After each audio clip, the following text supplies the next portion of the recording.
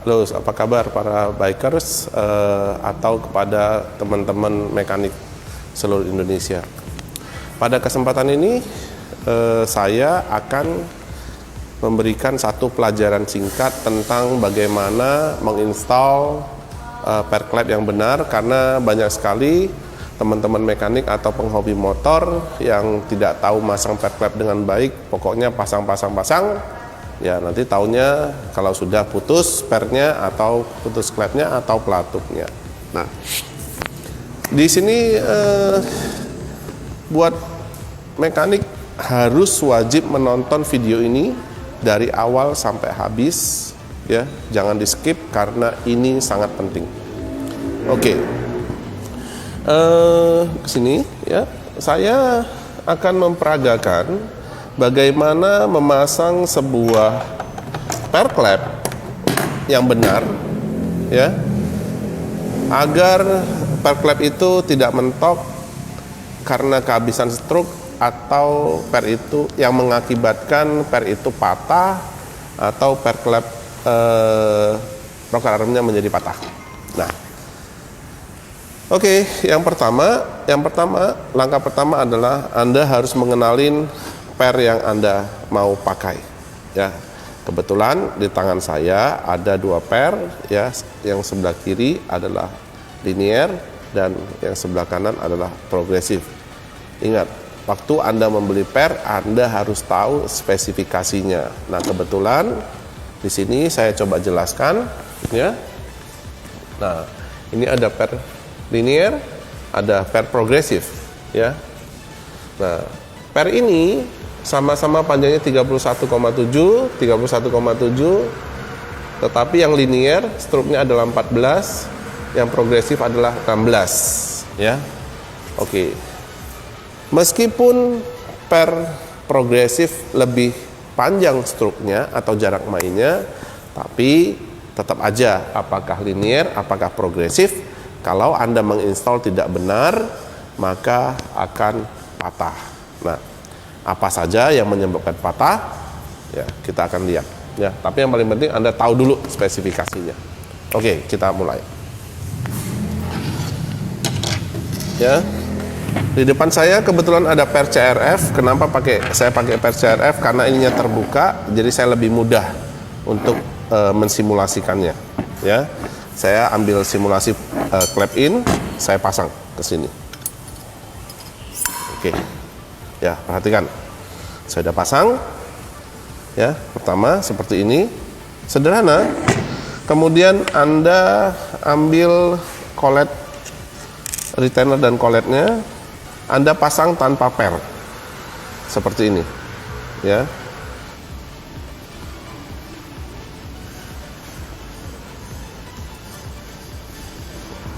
Oke. Kita pasang di sini. Nah, seperti ini, ya. Perhatikan para bikers atau mekanik. Jadi kita memasang retainer tapi tanpa per. Kemudian mari kita ukur. Kita ukur per ini panjangnya berapa. Nah, saya tunjukin ke sini, kamu ke arah sini. Nah, jadi kita ukur ke arah sini. Ya, nih. Nah, anggaplah ini adalah 26,7 atau 26,6. Nah, jadi tatakan per ini terhadap koletnya. Jadi koletnya terpasang dan retainernya. Nah, jadi terhadap retainernya segini, 26,5, ya. Oke. Sekarang mari saya jelaskan. Ya. Jadi kalau tadi ini adalah alas per klepnya, kemudian ini adalah klepnya terpasang retainer seperti ini. Nah, tadi udah tahu, udah diukur pakai sigmat, ini adalah 26,5. Ya, 26,5. Nah, anggaplah kamu kesini, anggaplah kita ini mau memakai per klep yang linear, ya. Kita per klep linear. Nah, berarti apa yang harus Anda lakukan adalah menghitung panjangnya per klep. Jadi lihat panjang per sama dengan 31,70. Sedangkan ini sudah terpasang, ya, panjang space adalah 26,5. Jika kita kurangkan, maka ini sudah menjadi 5,2. Nah, artinya 5,2 ini adalah stroke per yang sudah terpakai, per yang sudah terpakai. Ingat, oke? Jadi Anda sudah tahu bahwasannya kondisi head Anda kalau seperti ini, ya, panjang pernya kondisi head Anda adalah 26,5, artinya Anda harus menghitung panjang per awal dikurangin kondisi space-nya Anda ini, jaraknya ini adalah 5,2.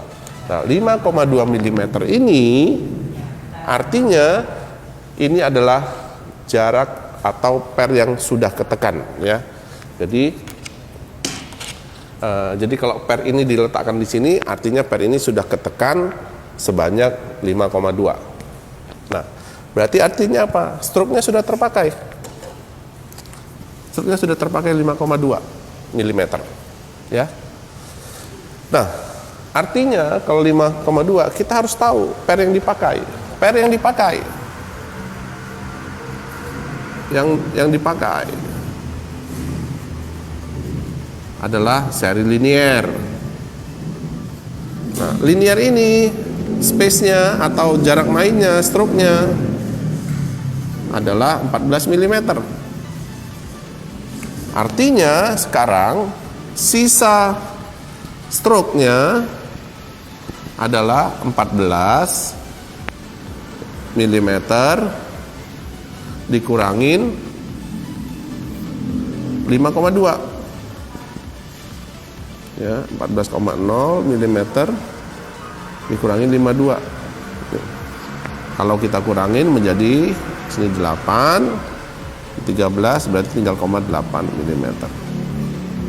Nah, jadi artinya per ini hanya punya stroke yang tersisa sebesar 8,8 mm. Nah, kita cross check. Lift cam atau klep, misalnya Anda menggunakan 9,0, maka ini menjadi minus 0,2 mm. Artinya kalau minus artinya adalah per habis stroke. Akibatnya apa? Akibatnya adalah 1, per patah. Yang kedua adalah atau pelatuk patah. Nah, inilah, ya. Jadi sudah sangat jelas.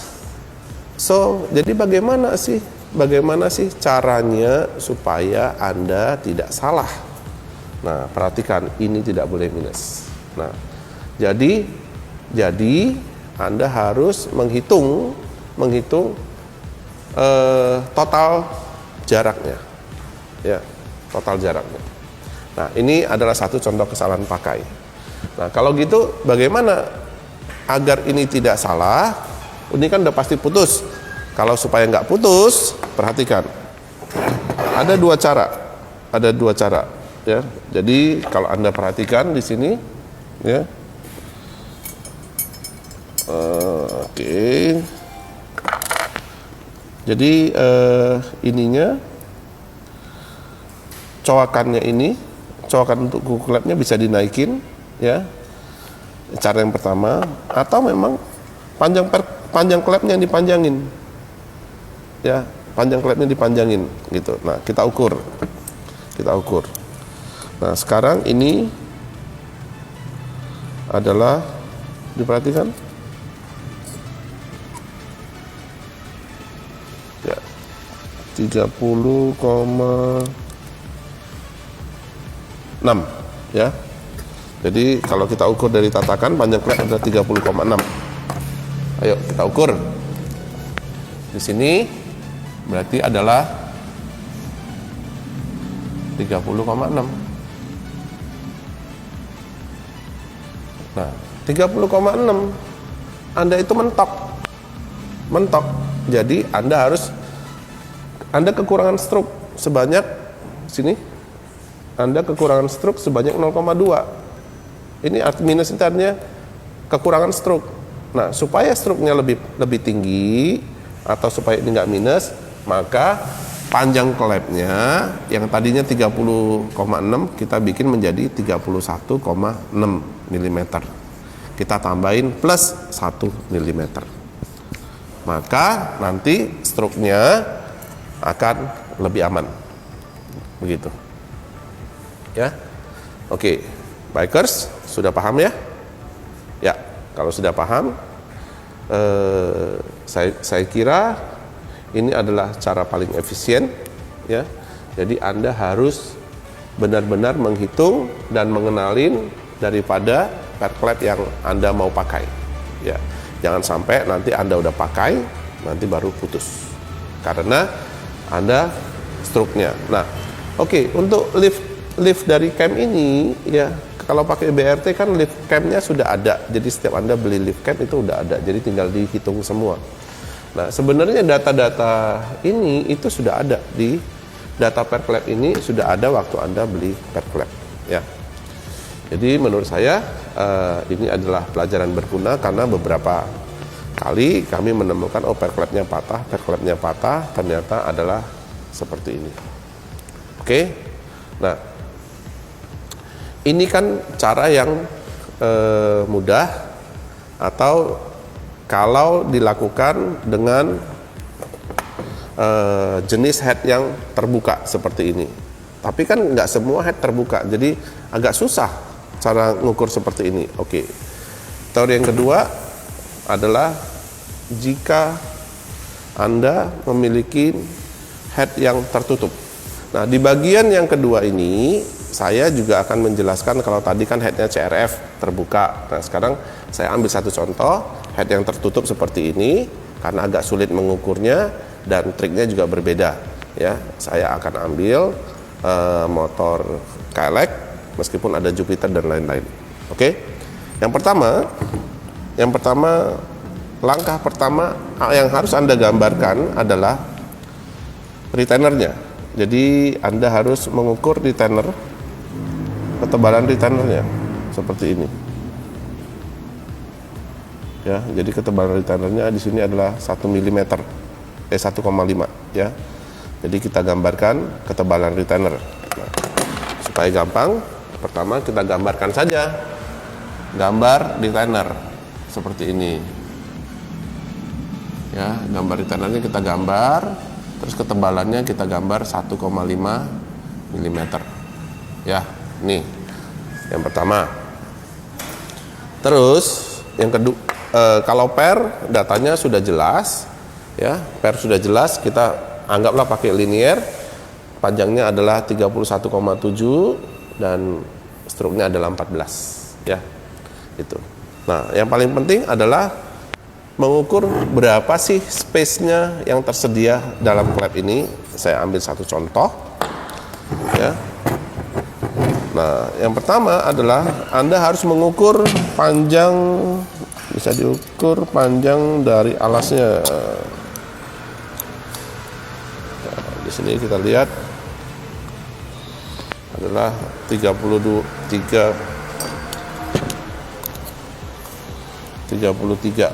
ya, 33 ya. Nah, saya gambarkan nih, berarti panjang ke sini adalah 33.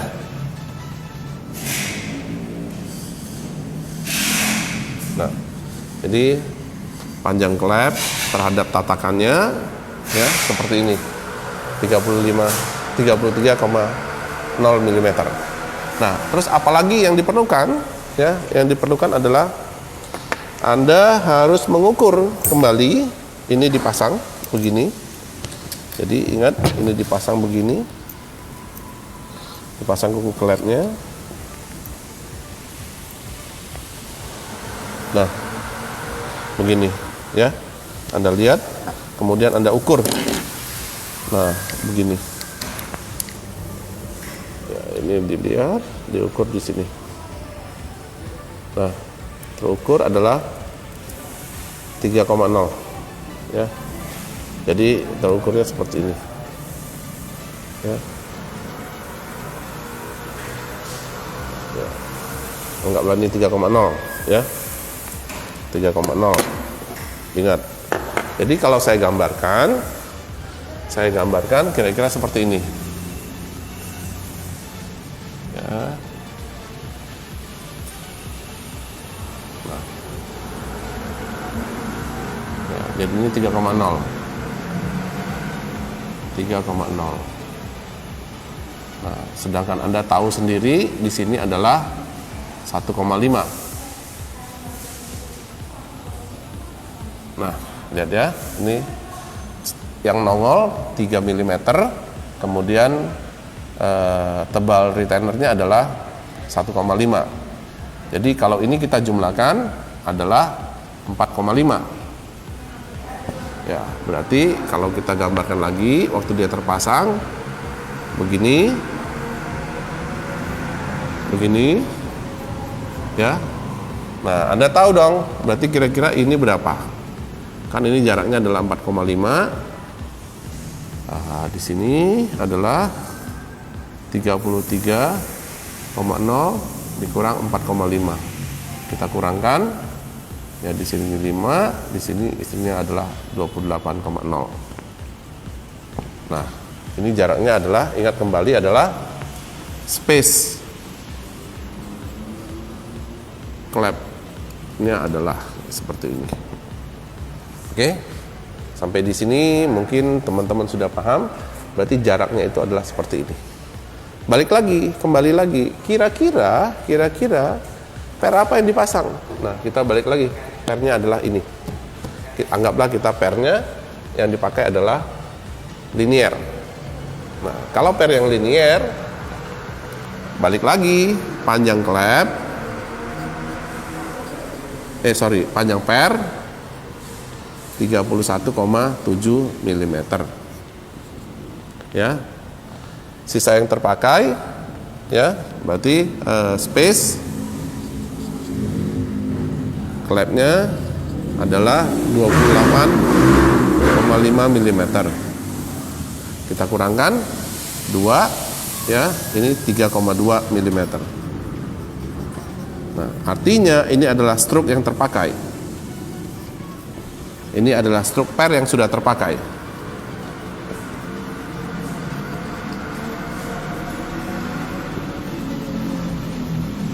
Nah, oke. Ini adalah stroke per yang sudah terpakai. Ingat. Nah, kalau gitu ya, lift camnya berapa? Misalnya anggaplah 9,0. Maka ini dijumlahkan. Jumlahnya adalah 12,2 mm. Nah, jadi total sini ya, jadi total struknya yang nanti kepakai jika ini dipasang itu adalah 12,2. Nah, kita cross check nih ya, kita cross check. Berarti struk total per ya itu adalah 14,0.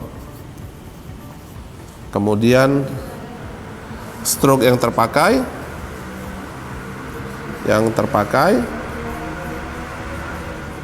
sama dengan 12,2 mm. Maka Anda masih punya sisa 1,8 mm. Jadi ini adalah aman sekali. Nah, ini yang benar. Ya, jadi Anda masih punya spare atau sisa stroke spare Anda adalah 1,8. Nah, apa yang terjadi kalau punya spare? Nah, kalau Anda punya spare 1,8 mm, spare-nya 1,8 mm ini, jadi Anda bisa bermain-main. Jadi dengan kondisi ini Anda coba dulu, kalau Anda punya mesin dyno bisa di dyno, motornya floating apa enggak.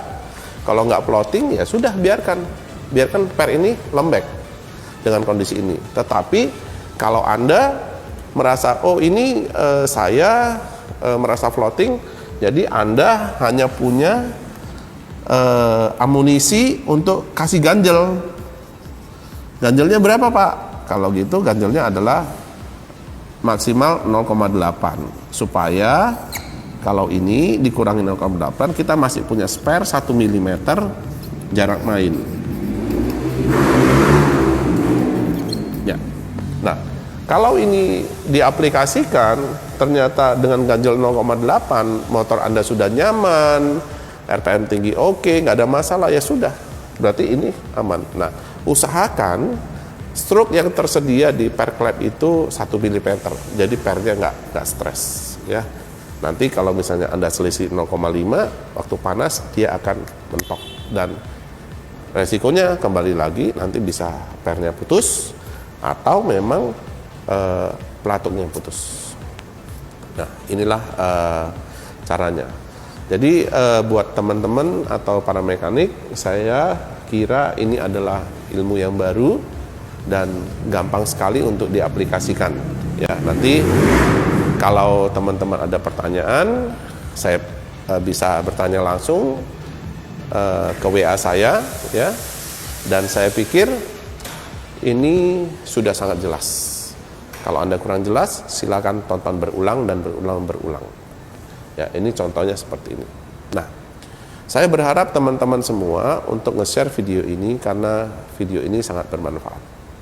Ya, pastikan Anda mengaplikasikan. Nah, oh ya, satu lagi, kebanyakan zaman sekarang atau ilmu zaman dulu, kalau per klepnya nggak keras, nggak nyaman, katanya kalau nggak keras nanti floating. Nah, sekalian saya jelaskan ya. Di sini floating itu, penyebab floating utama itu adalah profil. Floating itu yang pertama adalah profil cam. Yang kedua, per terlalu lembek. Nah, jadi ada dua hal. Penyebab utama adalah profil cam. Profil cam apa, Pak, yang bikin supaya yang menyebabkan dia